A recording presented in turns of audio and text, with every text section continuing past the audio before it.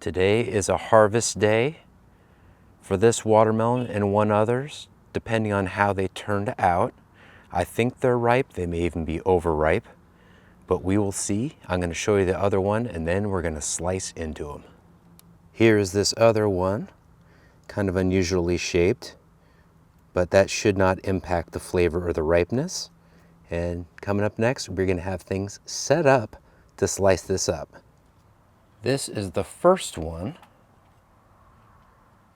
and it is 2 pounds, 1.1 ounces. And I will say this about this, when I looked more closely, the tendril by it was kind of green still.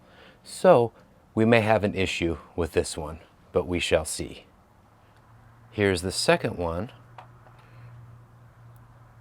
and that is 2.22 pounds. So rather 2 pounds, 2.2 ounces. So that will be interesting to see how that slices up. And that is coming up next.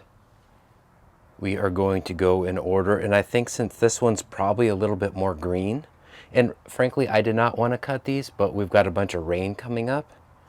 So, oh, no, we've got red. Oh, we might be okay.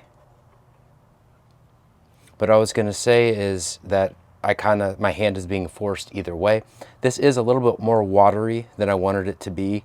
Typically what you want to do is stop watering before you harvest them. But hey, I think this is definitely edible at the very least. And that is good. Now let's see what's going on with this one.